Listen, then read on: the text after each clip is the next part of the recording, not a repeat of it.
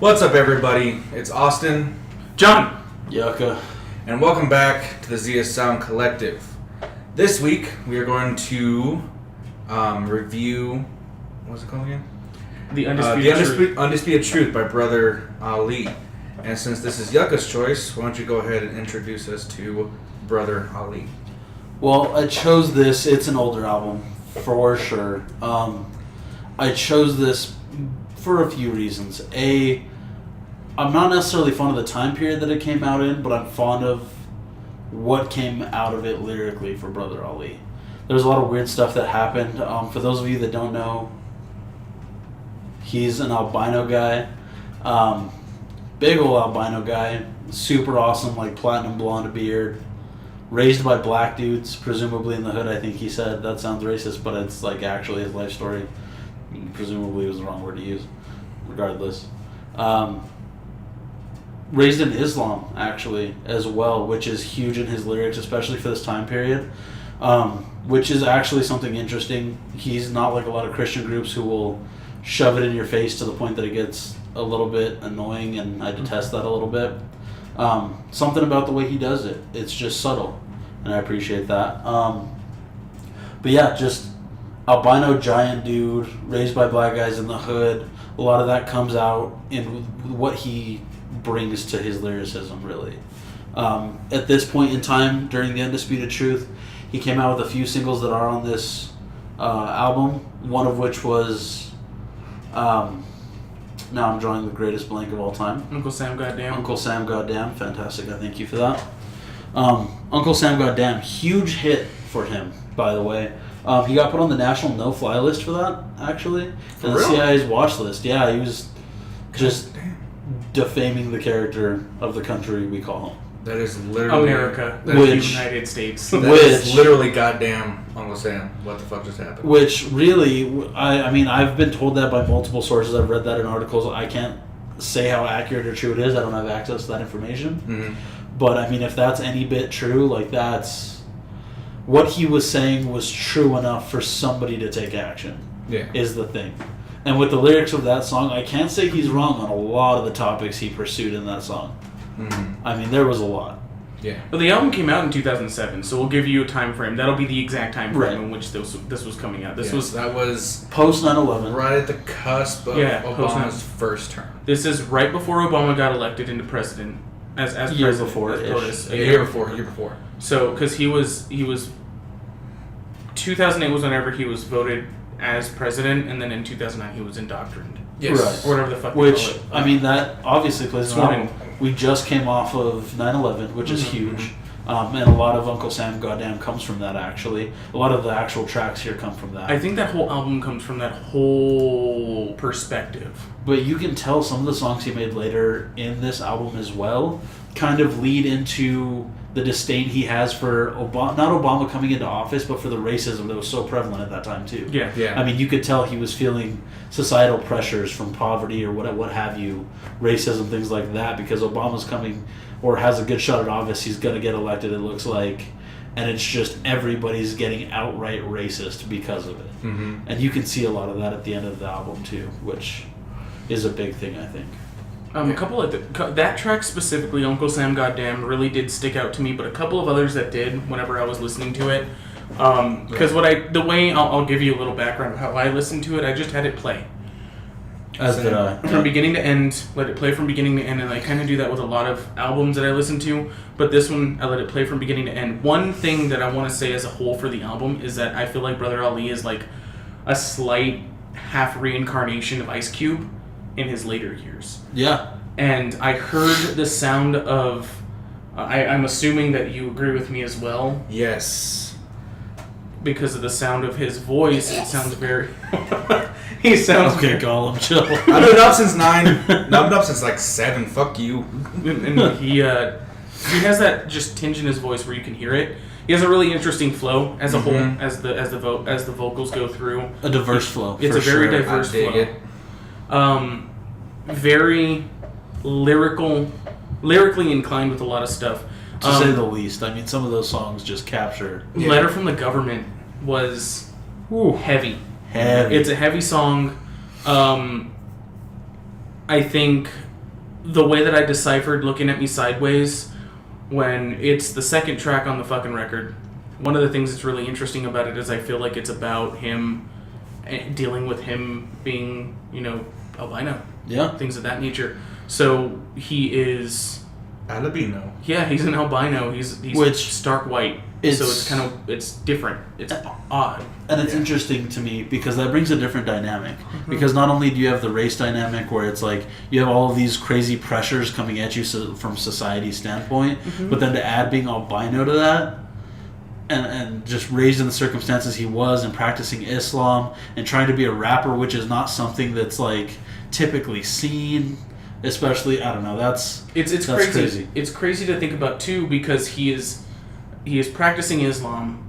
Yeah. And he's not from the Middle East. Right. In any way, shape, or form, from what it seems like. And he, like you said, he was predominantly raised by black people, and he is the complete opposite. Yep. In terms of skin color, in terms of most of their religious, I guess you would say, culture. He's very eloquent too, and he's very, I think, self-educated in the sense of this album. Definitely. His fucking the beats, part of this whole entire album. That's what kind of gave me another Ice Cube like. It was unusual. Mm-hmm. It was just there was nothing that was similar to anything else on the whole album. Almost really, some of these tracks were super aggressive. Some of them were really mellow, and I want to highlight here for a couple of things. Here is one of the songs on this album that's honestly, it's one of the songs that I'd listened to over and over and over again a million times. By far one of my favorite songs. Reason being, he constructs a house, and he is that house. He personifies this house, and he talks about it. One of the things he says is, decorating is a senseless idea because only the blind lowly prince resides here. Like, he's directly stating, decorating this house was stupid because I'm the blind lonely prince. I can't see it because he's albino. He's got eye deficiencies and stuff. And I don't know if you guys know this, but I've actually met Brother Ali in person. He's very humble. He gives off an air of just being truly humble and ground to earth. Like, I talked to him for probably like maybe 20 minutes ish at very most, and the entire conversation was a delight. But I mean, that song by itself makes this album for me. You can almost exclude Uncle Sam Goddamn from me with that album because that song is just everything I look for in lyrical hip hop. Yeah. And as long as the beats, I fucking love the beats because, as John knows, I'm a huge fan of old school hip hop and rap beats where it's like the straight like instrumentals and shit like that. And this fucking album was fucking amazing with that. And I miss that in like modern hip hop because it's not how it used to be, I guess. It's more like if you have a computer, you can do it. Right. You don't need the skill of playing an instrument to do it. And I don't like that for most hip hop and rap nowadays. Right. And listening to this record, especially with his flow, I was like, damn, this makes me think of like just chilling. Like somebody could be like chilling in the 90s or late 80s, early 90s, listening to, NWA, Ice Cube, Snoop, and then fucking Brother Ali. And I think he would fit perfectly in that realm. Not that it's like super gangster rap, but the flow and the beats would match so fucking perfectly. Right, and I think Daylight, the single Daylight, really highlights that as well. It's got a throwback feel to it. Mm-hmm. A lot of the songs he starts just saying a couple of things and he lets the beat develop, and I think that's a big part of the 90s as well.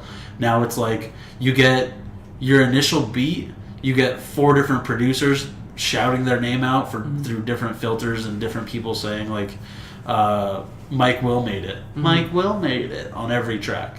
You don't get that here. Mm-hmm. You get just him saying what he's got to say kind of thing. Mm-hmm. I think Fahim is another one that kind of stood out to me as well because it's about his son. Yeah, no question. And it's straight up about him raising his son as a person of Islamic faith. A young person of Islamic faith. A young person. Yeah. And he loves and hates the aspect of being a rapper. Right. And he even states to him, he's like, I'd be saying that I'm doing this for you, but I'm not, because, like, essentially, he puts it out, he's like, I'd be lying if I said I was doing this solely for you. Yeah. Mm-hmm. And that was one thing that kind of hit me hard, because a lot of people don't understand that people who are in the entertainment industry in general, they're not necessarily doing it to make their family proud. They're pursuing what they want. Pursuing what they want to do, and we all have that personal want to be big in something. And I think today it's easy to forget that the term artist really used to mean something. Now an artist is anybody who can talk over a beat. And then, I mean, even in the case of mumble rap, I don't want to highlight mumble rap as... I don't want to talk crap about mumble rap because it's been done to no end, but it just feels like you can make sounds now. Yeah. Yeah. Brother Ali is an artist. I'll shit talking all goddamn day. I don't care. And I mean, another song that I really want to highlight was Walking Away, a song about one of the relationships he had. Don't know which one by any means, obviously, but that song is really rough for a lot of people because we can all feel the walking away, and it was about somebody who was just toxic to him. Yeah. Despite his best efforts. And I think we've all been in that situation in some facet. Yeah. And I think the whistle, because there's a very pronounced whistle on that song in the beat, the track is just clean sounding, but it can put you in a state of mind. Like, that's a good song that, like, if you want to hang out and relax by yourself, that's a good song to listen to. That'll put you in the mood to just kick it, you know. And I want to highlight that because that song kind of hurts me a little bit just through some of the stuff I've been through, you know. But that's one of my favorite tracks as well. Just all around a really solid album. And you have to have the perspective of the time frame it's from, though. Yes. But even then, with the shit he talks about in this record, it was prevalent back then, but I would argue to say it's even as prevalent or more prevalent now. You know what I mean? Mm-hmm. Yeah. Because that shit has skyrocketed in terms of personally to me, in terms of racism and bigotry due to our fuckhead in office. And just the hatred and disdain for people of a certain faith. You know what I mean? Yeah. Yeah. It's been more... It's interesting to think about it because it depends on how the media puts it, because the media flip-flops as much as the politicians do. Just as much as everybody on their side want to do. Yeah. I mean, it's going to be like, stop attacking me for doing something that you say and you do that whenever it's the opposing person that's in office. And it's been going on for 2 centuries now. I want to say a century because probably about a century for in terms of the way that, like, how long we've had TV, television, radio, and just the airwaves and shit like that. Yeah. And with this album, it's interesting to hear a person of that faith who isn't shoving it in your face. Right. First and foremost, he's not shoving it in your face, but he's giving you a touch of who he is as a person and who he's raising his family to be as people, and what that faith has done to him. What he exactly, and how it's given him the enlightenment that he needs. Which, in my own perspective and my own ideologies, I feel like religion shouldn't be something that is, I guess, a fact. It's a way that you basically help run your life to be ever improving in time. Right, and a couple of things with that. I mean, firstly, you got to remember when Obama was in the election race there, a lot of people were not only upset because he was of color, people were upset because they were saying, let me see your birth certificate, you're not from here, you're Muslim, you're this, you're that, and it's just like, that's not true. But you can see everybody was affected by that, you know, and I mean, it's just outlandish what was going on then, and it's even more so outlandish now. Yeah, and you know, it's his Obama, not trying to bring this into it, well, because this is a very political album, that's what's going to happen. It is. I mean, it's going to happen regardless. There's no we're going way to try to around skim around it, but anyway, the whole thing with Obama that really bothered me wasn't the whole administration. It was simply what you had stated. Because he was a black man, he was targeted specifically because of his skin color. And then they find out that his real name is Barack Hussein Obama. Hussein, in general, in global population, is one of the most common names on the face of the planet. Only 6 years after 9/11 at this time. You got to keep that in mind. Yes. But the thing is, it's very true. But he was also, at the time that he was also birthed, nobody knew that name was going to be something that was going to be caused for political agenda, racial agenda, in any way, shape, or form. I mean, that's looking 30 years down the road. Exactly. Yeah, exactly. 30, 40 years after the fact. But everybody thought he was a Muslim just for the fact that he had a middle name that was in any way, shape, or form Middle Eastern. Yeah. And it didn't help that it was Saddam Hussein. Yes, exactly. Yeah. And then there was a dictator and shit like that happened during the Bush administration. Right, and I feel like he is, in this album, is talking about a lot of the stuff that bothered people in that 8 years that Bush was in office. And it was near the end of that that presidential administration was taking its leave. And I feel like it's really interesting to think about that, like Austin mentioned, where this is more prevalent today than it was back then. Right. And during the Bush during the Bush administration, this is a lot of the stuff that people were writing about. Eminem did it. Yeah. You know, a lot of other rock bands, artists in general were doing this type of thing because it was the hot topic. Yep. And I made the joke a while back that when Trump became elected for office, that it's going to be a good 4 or 8, depending on how it plays out. We don't know yet, but going based on the trends of how things are going, two terms for Clinton, 2 terms for Trump, for Bush, 2 terms for Obama, and it's flip-flopping back and forth. Yep. It's 2 terms for a Republican, 2 terms for a Democrat, 2 terms for a Republican, 2 terms for a Democrat, 2 terms for a Republican, and that type of thing. And unfortunately, it doesn't matter if they did well or poorly in office anymore. If you're a Republican or if you're a Democrat and you're going into office after those 2 terms, there's a sense of malice. And a lot of your campaign promises were promises that promised to, you were trying to expunge whatever that previous 8 years was. Yeah, so there's no progress being made. And this really showcases a lot of frustration too. You know? I mean, it's just, every time somebody else comes into office or is looking to come into office, is campaigning to come into office, the promises they're making are, hey, we're shutting down this possibly good thing that somebody was working on for 8 years. Exactly. Or like going back to the album with letters from the government. That was one of the songs on this album. Yep. Yeah. Specifically, that was straight up like, you're telling me that I have this, I've done this for you as a soldier, and I'm not getting the recognition just because of who I am, type of thing. Entirely. And that's kind of what it's boiling down to, because of the tensions of one person being a person of Islamic faith, and then another person who's being a person of Christian faith, and then they're both getting, like, one person who is of Christian faith or Catholic faith or what have you. Yep. They are seen as godsends because they are the soldiers for the American people, and then you have a person who is practicing Islam and is a soldier for the American people, but they don't fight for the same freedoms. Yeah. Like, that doesn't make any sense to me. Well, I mean, not only that, but that's a tension that's been going on for how long now? Not even just religion. I mean, look at the Civil War. I mean, look at all of our wars. I mean, having black people fight in wars and then come home to segregation. Yeah, exactly. I mean, this isn't a new chapter in a new book. This is the same old shit we've been dealing with. It's just compiled frustration. It's a reboot with a different race. Yeah, and that's kind of what it's always been. It's always turned into... It's a different reason. Exactly. For one reason or the other, it's going to be as fucked up as it sounds, is that people are going to get pissed off because Mexicans are breaking into fucking America and taking our jobs. And it's like, well, if a person who is undocumented, let's put it into a logistical standpoint. Right. If a person who is coming over from their country because they feel like they can make a better opportunity, we're the land of opportunity. That's what we've been known for as the United States of America. Right. We are the land in which you can come to start your life safely. Better.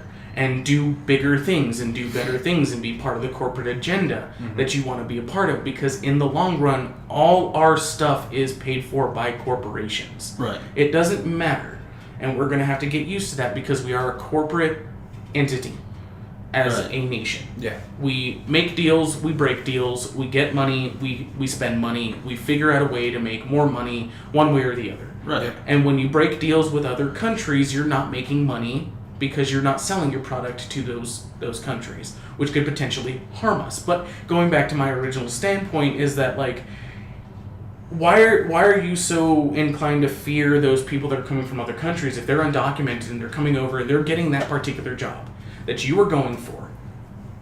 why are they more inclined to get that job when they're getting the same pay that you would have gotten if you would have just gotten off your ass to go get it? Dude, it's like, honestly, it's what it is to me is it's advertising sugar in front of an anthill and then being shocked beyond belief when the ants come investigate the sugar. Exactly. That's what it boils down to. Exactly. It's like, hey, we've got the best of everything, ants, this is what you need, this is what you want, but don't come get it because this is ours. Yeah, exactly. And We're gonna display it to you.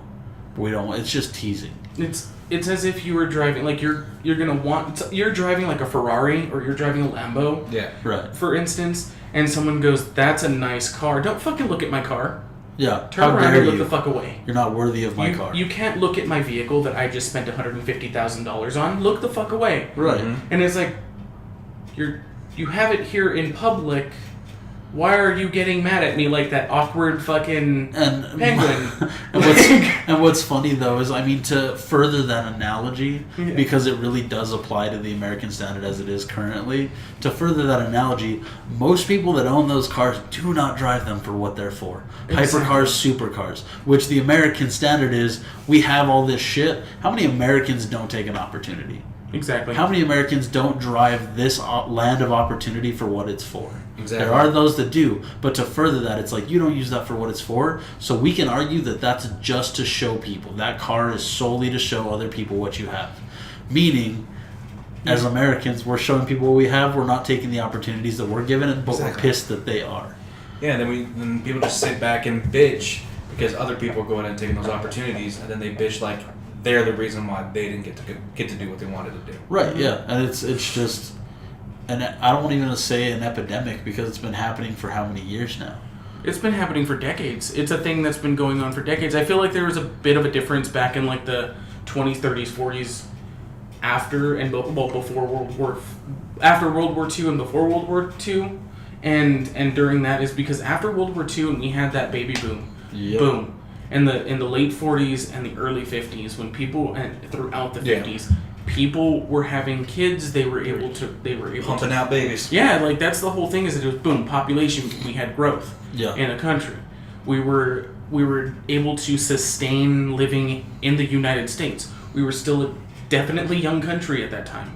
Yeah. In terms of other countries, with our doctrine, which is known as the Declaration of Independence. Uh-huh. And now we are the second longest running Declaration of Independence in the globe.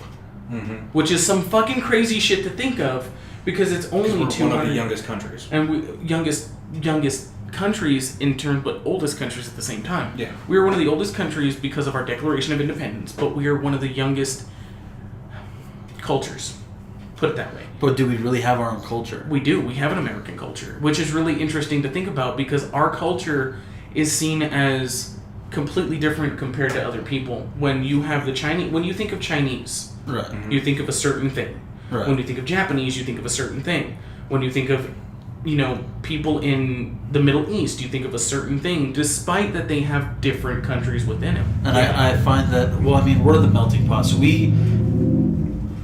I don't want to say cultural appropriation because that's it's a whole thing on its own. Yeah. But we tend to take an eyedropper and stick it in whatever puddle we like and drop a little bit of that into our culture. Yeah. And that is because we are a land of opportunity. We're a melting pot. We get everybody. Yeah, but we do have the culture that is just America. Yeah. Yeah, and I feel like that's how it should be in America because we are the melting pot. It's what we've been taught since we were kids. Is that America is a nation built of other fucking nations all coming together. Exactly. And that's how it should be. Nobody should hate on the Chinese because they're Chinese. They shouldn't hate on Mexicans because they're Mexican or fucking Honduran or whatever.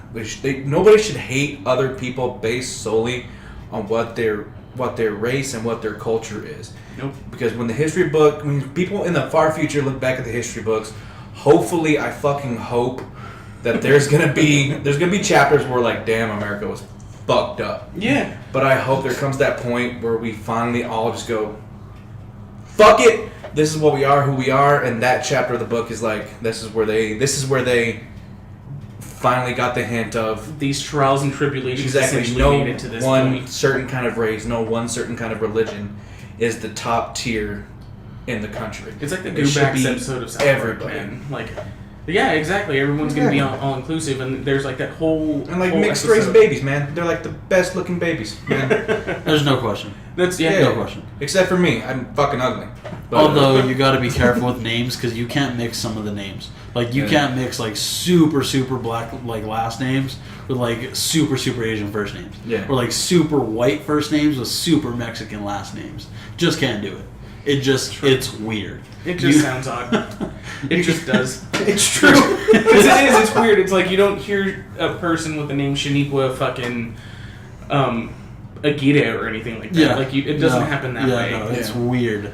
You know. But it's I don't know. Like it's crazy to think You don't about have because Devin Calderon. Like, you know, it's just weird. James Carvajal. Yeah, and see the thing is, to me, I don't want to be the scared quote unquote millennial here, but to me, it's almost like we're going the way of Rome. We're pissing enough people off, and most of the world thinks of us as abrasive. We're sandpaper. Straight asshole. I mean, we are sandpaper. But I love the fact that I go on places like Reddit, where like it is global and people all over the fucking world, we can ask a question and they give us a perspective of who we are.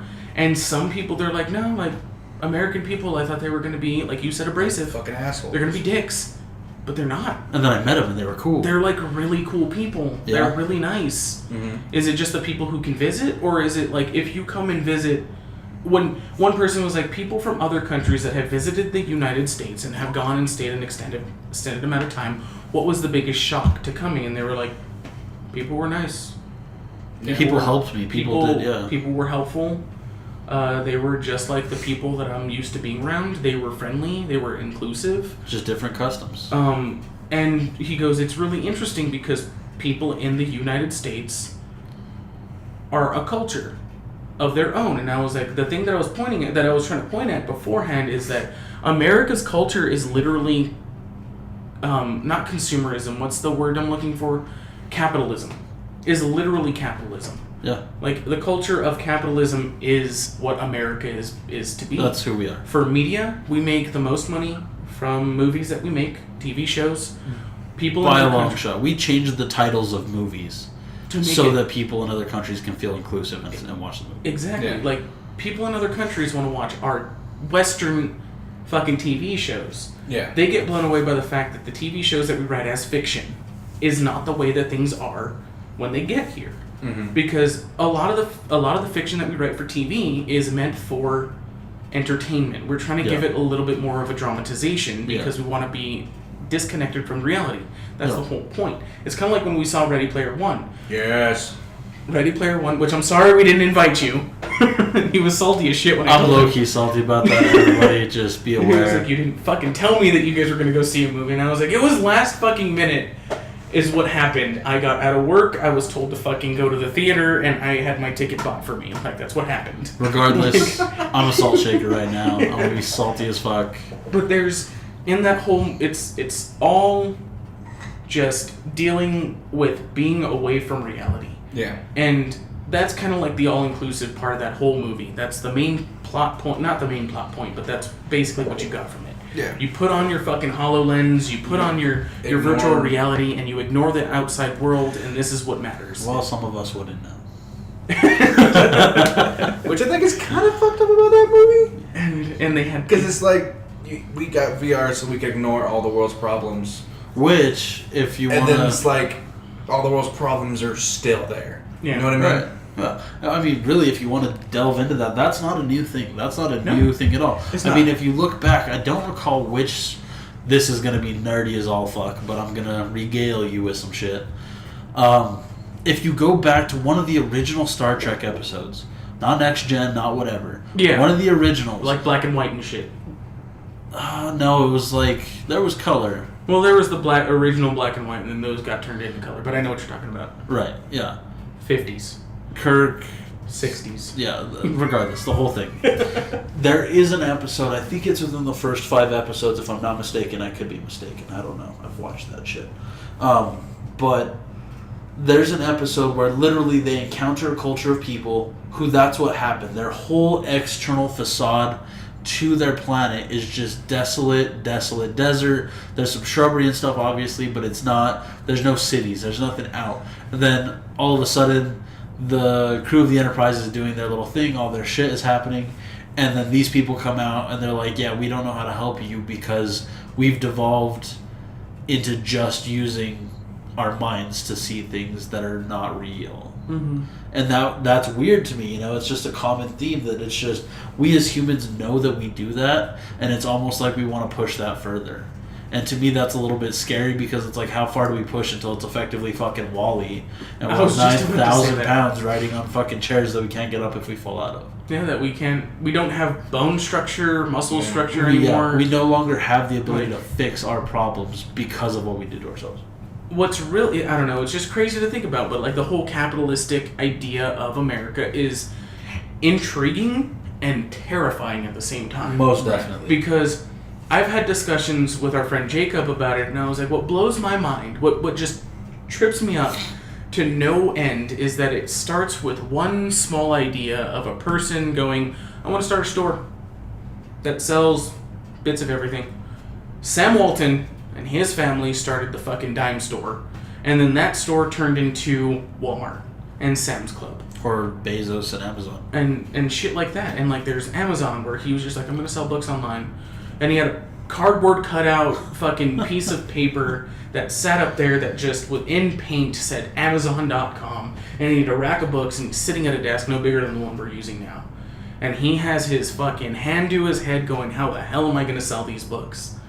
How the fuck am I going to use the internet? And the best part of that is like he transitioned into, I'm selling everything. Fuck it. Yeah, and I'm just selling the world. Screw it. It turns into where we're going to go for convenience over we're turning into convenience, and that's it. Like that's what it's boiling down to. Multiple brands have died because they cannot adapt to what is going on on a global scale in terms of capitalism. And other countries don't do that. They have their 7-Elevens, like in Japan, I think is what it is. Yeah. Japan's 7-Elevens are fucking literally just like walking into like a fucking like food shop where like a restaurant almost. You go in, you can buy your petrol. They call it petrol, gas, whatever. Like everywhere else but America calls it petrol. They go buy their gas. Again, our culture. It's just we're ignorant fucks. We're just fucking weird. Like we're the weird fucking stepchild of the world. That's what kept fucking me up when I was watching the In-Betweeners when they kept calling it petrol. I was like, what the fuck are they talking about? Oh yeah. You want to get real fucked up? Watch Degrassi when they say "oot in a boot," bro. Yeah. Oot in a boot. Yep. Yeah, instead of out and about. That's rough. That's weird. Fucking Canadians. Yeah, it's. Although poutine, fries with gravy, can't hate it. It's so doesn't good. have like cheese curds on top of it. Yes. As well. Yeah. I've never hated cheese curds. But Cheese curds hate me. I don't hate cheese curds. I want it all up in my mouth hole. So like we have that here. I'm glad that's recorded. You saying you want something up in your mouth. Fuck yeah, man! Poutine's amazing. I mean, we also have our own I version of haven't had poutine, it. don't we? Like chili cheese fries and shit. That's not. Well, that's a Southwest thing too. I mean, that's New not Mexico mostly. green chili cheese fries. I mean, the whole world. I mean, have you had those nasty ass Texas chili green or cheese fries? It's not fucking real chili. It's not at all, because Texas has things that are just fucking wrong. It's just how they perceive themselves as this fucking superstar of a state, which they have a lot of shit that's right, but they have fucking things that are just not right, and it shouldn't happen. El Paso is yours, keep it. Number one thing, Dallas Cowboys. Dallas Cowboys. But I'm a fan. But like, I am a fan. I don't know, why is there a disdain? I want to know culturally why New Mexico and Texas have a fucking No. New Mexico has a feud with every state that surrounds us minus Colorado because weed in Colorado, New Mexicans are stoners. It's a fucking thing. Yeah. People need to get used to that. It's straight up just because we're just jealous because nobody remembers. No. Like, we are. No, well, part of it's the fact that nobody knows who New Mexicans are. We're the only state that nobody knows about. Yeah, but I mean, people from fucking Wyoming. I was reading another thing from Reddit. I go on Reddit a lot, as I've mentioned in the past. But like the thing that blows my mind is that people are like, "Hey, what's a state that you get what's a thing that people don't realize exists?" And one person was like, "Fucking Kansas," and I was like, "Fuck you." everybody knows. Like everybody knows Kansas because of fucking Dorothy. and their fucking dog, and their fucking scarecrow. The dog, their basketball program, they're just there's Kansas a bunch is of big, shit. yeah. And then there's Wyoming, and it's like people know about fucking Wyoming. Like we know that Land you're of cowboys like, and too much space to handle. Like that's doesn't make sense. Like Rhode Island, people know your fucking state. Like we get it. We're sorry. You're Family Guy, bitch. Like we get. Oh, you guys make meth there. Yeah. Yeah. Breaking Bad. Breaking Bad, Better Call Saul. Fucking Bugs Bunny said I made a wrong turn in Albuquerque, and fucking. I mean, okay, so we're famous for an outlaw. Billy the Kid, yeah. We're famous for making a fucking human extinction machine. Atom bomb. And then we're known for meth. Meth, and then like 2 TV shows and a character from cartoons. Like, the things that are known about New Mexico aren't necessarily good things. Well, Santa Fe, they've got some eclectic motherfuckers. Santa Fe, when it used to actually be New Mexicans, was fantastic back in the day, but now it's just a bunch of weird... For those of you listening, I'm half white, and there's a lot of weird fucking white people in Santa Fe. And they do some weird fucking shit. They do white people shit is weird to me. The thing that I think pissed me off the most, being a fucking proud New Mexican in general, and loving the food that comes out of this state and from mostly every part. It's gonna kill you, but it's so good. The thing that bothers me is that when they say Santa Fe is like the eclectic cultural fucking foundation for our food, and I want to punch them in the face. The Food Network is disgraceful sometimes. When I am on my fucking elliptical at the goddamn gym and I am watching TV with fucking captions and I see them talk about the fucking food and they don't talk about anything else but the food that comes out of fucking just Santa Fe. Bro, have you ever had a Golden Pride burrito? For those of you that ever go to Albuquerque, New Mexico, if you don't stop and go to the Frontier or Golden Pride, because they're the same fucking thing, they're run by the same people. If you do not go to one of those 2 restaurants and have yourself a goddamn burrito, you have just wasted a trip to New Mexico. Anybody who... If you don't have real Hatch, Hatch, Hatch green chili, that is our staple food. It has more vitamin C than fucking oranges, mind you. So if you're sick, motherfucker, get you some chili. It'll clear your sinuses out. You'll be healthy and shit. And your colon. And, well, depending on where you get, what kind you get. Because if you get mild, you're okay. But if you be fucking with that spicy, it's a bad time sometimes. But there's the Hatch green chili, and then you have the people that are in fucking, like, just right there in San Antonio, New Mexico. They have, like, a farm of their own shit that they grow. And for some reason, they're like, yeah, these are going to be the mild. And the mild is always hotter than the hot. And then you get, like, fucking half the bag is, like, super fucking hot when you get hot. And it's always a good fun game of Russian roulette because that's the kind of chili that we used to buy. Yeah, it was never Hatch. Who's Rihanna is going to be the fucked up one. Who's catching up? And then I don't know, like, I'm from fucking, like, there's Albuquerque, there's people who are from Albuquerque, and there's people from Las Cruces. And there's 2 different types of people. Those 2 types of people are sitting in this room. Yeah. 100%. Like, there's people that are fucking uber proud of Albuquerque, and then there's people who are uber proud of Las Cruces, and, like, 2 separate parts of the state entirely. And I think part of that's due to the state splitting area codes. You're like 505 and 575. But hey, Yaga. Fuck you. But it's like... That's cute. Develop more than, like, 60,000 people in this city. There's 90,000. Hey, eat a dick. Oh, Lord. 90,000. Sorry, my 6 million's shitting on that. 6 million? Granted, there's 6 million degenerates. Or 600,000, sorry. 600,000 degenerates. Yeah, fuck you. Alright, quality over quantity, bitch. We checked the population, which is fucking crazy for New Mexico. We only have 2.5 million people in the whole entire state. Which, we're what, like 4th and largest landmass?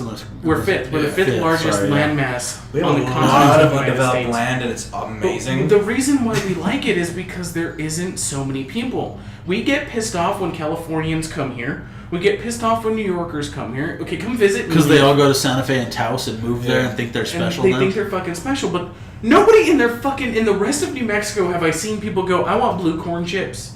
Like, nobody fucking eats blue corn like it's just there. Like, Santa Fe has this weird fucking... I low-key fuck with blue corn, though. That shit's good. I mean, you can, but I'm saying, like, people don't do that on the Bro, if you have a actual blue corn taco tortilla, Oh, bro, It's sweet. It's a little sweeter. It tastes a little It's really sweeter. good, but it's just like people are just. We love the colors. We love the fucking aesthetic. We're gonna fucking move here because Like, Santa Fe Santa is the Fe has to staple be of- artsy. And they have to be like that. And it's not normal white people we're Like talking the what? about. And it's not normal white people we're talking about. These are the eclectic motherfuckers. The motherfucker that lived in your neighborhood that you were like, I want him to move out, and he finally did. He came to Santa Fe or Taos.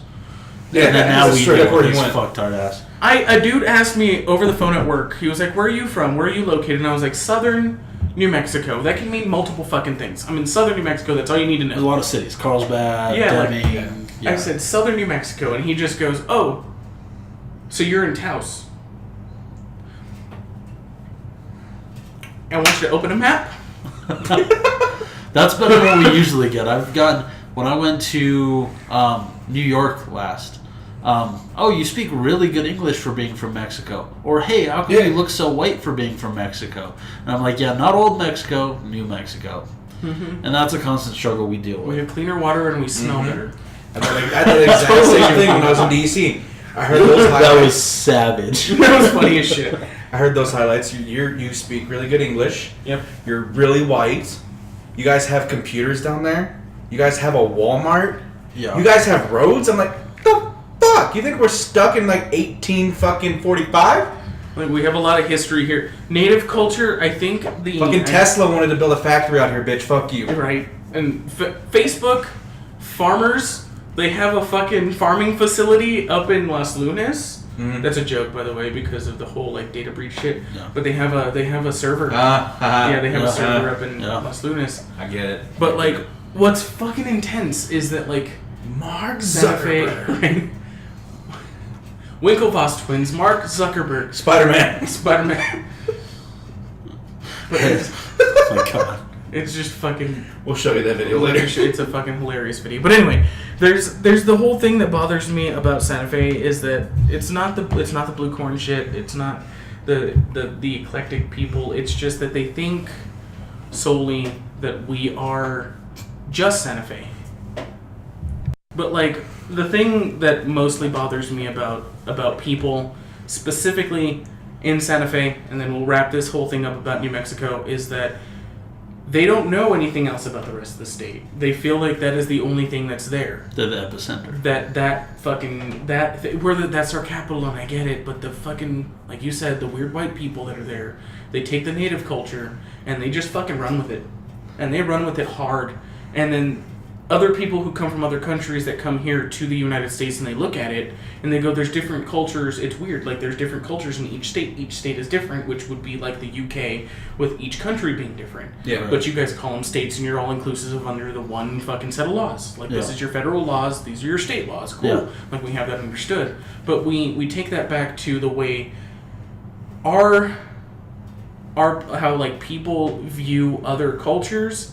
And how those people from the inside out, just like Brother Ali did with his album, he comes in and he goes, "This is my perspective of this." Yeah. This is my upbringing. And this is who how I was brought up, and I really feel like that's something that everybody should do.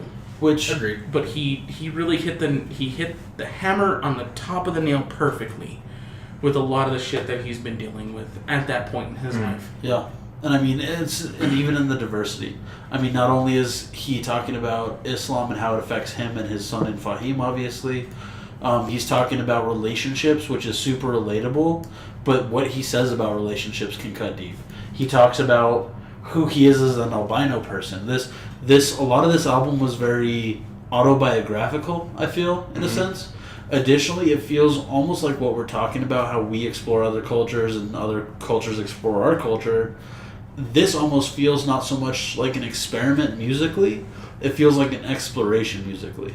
If you listen to a lot of the songs, I can't remember offhand what one struck me as really odd. There was one that had like a reggae vibe to it. I don't know if you remember that. There was something that had a reggae vibe, but that was just something that was so different. I'm drawing a blank. I think it's What You Got. Like right at the top of the album. Yeah. I think What You Got had a reggae vibe, and it's like, it's hard to go from all of these different really, really, really unusual beats and very, very unusual tracks that you're speaking over to something that's reggae based. It's almost like Snoop Dogg turning into Snoop Lion. That's him exploring into what he would do with one track in the album if he was a more so reggae artist. It's just, it feels like he was just feeling and testing some waters at that point. Especially, there was a lot of times that I noticed the song was very, very, very stuck in the way it was, and then just instant tempo change. Yeah. And then from that tempo change, boom, right back into what it was before. It's not even a breakdown at that point. It's just a tempo change. Says a couple of things, moves on to where he was previously. Like, there was one song in particular. Let's check what it was. I believe it was Take Me Home. But it was very aggressive. And then instantly mellow, and then instantly back to pure aggression. And I was like, wow, that was delving into some waters before a lot of people were doing that. Furthermore, musically, I really appreciate this album not having a shitload of samples. Because once Kanye came about, everybody was pulling stuff from old music. Everybody's doing that now. I mean, you almost can't listen to any EDM. You almost can't listen to any hip-hop. You almost can't even listen to country without them sampling previous shit from before. And it's just like, how can you call yourself a true artist when you're picking and choosing what other artists have done that you like, and then using it quite literally in the song without any shits given for copyright protection, for anything? You just toss it in your song, change the tune up a little bit, and call it yours. And I feel like there's a big difference between hip hop and rap and metal in general, and like and that's kind of where there's the two big differences in terms of genre that we listen to.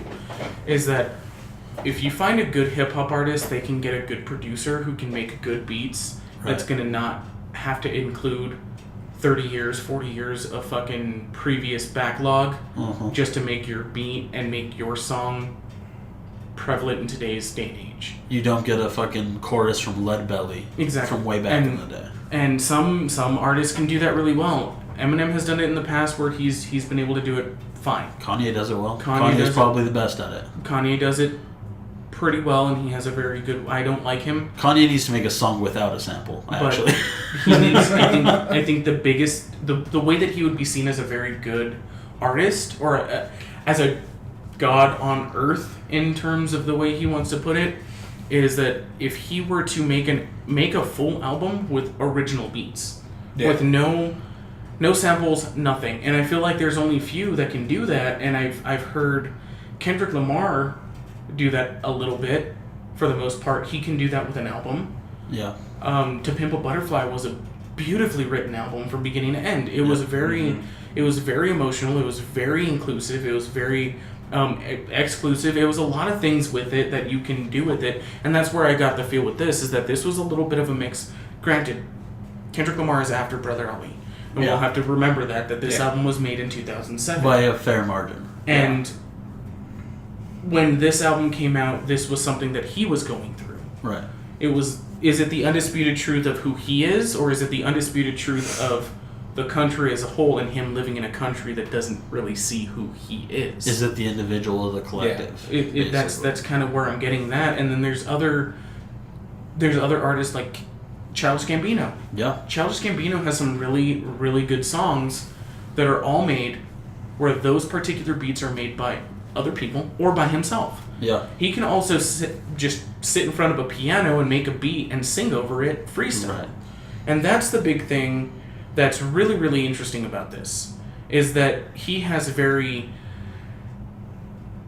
very interesting beats, and those beats, like Austin said, are very instrumental in a way, that they're using real instruments instead of a computer.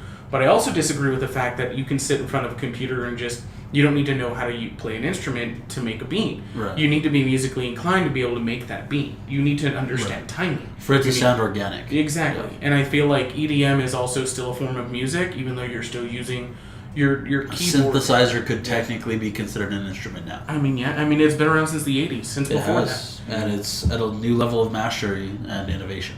So. And it's interesting. For this album, I'm going to, as a whole, I give it, at least a 4.5 out of 5 in terms of hip hop albums. Oh yeah. Only because it's something that I could listen to again and again and again and find something new. Yeah. And you will find something new every time you listen to it. Mm. Oh yeah. I mean, it's one of those albums where you can dissect a song over and over and over and over again, and then you'll hear a lyric, you're like, did he just fucking say that? Mm-hmm. There's no way that somebody's mind conceived that thought. Like, some of the use of language he has is just astronomical. I mean, I couldn't even begin to put together some of the words he puts together, much less some of the thought progression. Yeah. Because he'll start with a topic, remove himself from that topic entirely, and then transplant himself right back into it again. Mm. And I thought that was just really cool. I like Here. That's my favorite song, no questions asked, because he talks about his mental issues, he talks about his relationships, he talks about the scars that have been left, and he talks about just truly the way he sees himself. And I think that's a big thing for all of us as a whole, as human beings, to look at something and how do I see myself? How can I make myself better? How can I change this or that? Yeah. You know, and that's something like, if you work in an office, obviously, like if you work with any group of people, you're going to have eclectic people.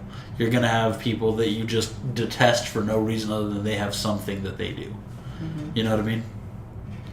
I really liked Looking at Me Sideways, and I liked Here a lot as well. That was another one. Uncle Sam Goddamn was just really fun to listen to. It's fun until you hear the lyrics and you're like, shit, that's true. Shit, that's true. I can't really pinpoint. I like the album as a whole. I'm an album guy. So like the album as a whole, if I can listen to the whole album from beginning to end and I'm content with it, I give it a pretty high rating. So that's like a 4.5 out of 5. Yeah. I give it a 5 out of 5 just because it has just like all the elements of old school hip hop that I fucking love. And it's a real album. It's talking about real shit. It's a fresh take, and I mean, even his voice. Like, if you've never heard Brother Ali's voice, you need to hear it, because there's a sense of whimsy to it. Mm-hmm. I think that a lot of other rappers can't capture. He plays with his voice. It's higher pitched, and he really messes with it. If I was going to give it a star rating, I'm going to give it a 5.5. Okay. No question. That's off the charts for me in terms of hip-hop. Now, if we come across an album that's just like deathcore that you're all about or something like that, and I give it a 5.5, that's going to be fucking shocking. Mm-hmm. But in terms of hip-hop, Brother Ali, for me, is equivalent to Pac, Biggie, Atmosphere, who he tours with. Mm-hmm. I don't know if you guys knew that, but he tours with Rhymesayers with Atmosphere, which is a prolific artist on his own. He's also done some shit with Greaves. Oh yeah, which is one of my favorite hip-hop artists. He's done some pretty cool shit.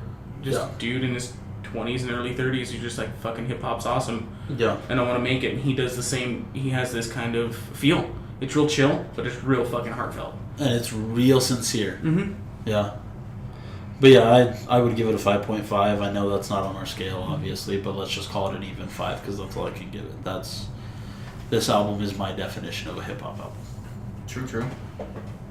But yeah, we're gonna go ahead and wrap this one up. This one was our whole review of and minimal tangent of New Mexico. Ranty. It was ranty. Yeah, it was very ranty. It was very ranty. But we're gonna go ahead and close this one out. This was The Undisputed Truth by Brother Ali. It was recommended by Yucca, and I again give it a 4.5 out of 5. He gave it Yucca gave it a 5.5 out of 5. He gave it off the Richter scale, and Austin gave it a solid 5 out of 5. But this is John signing out. Later, this is Austin. Have a good one, guys. That was Yucca.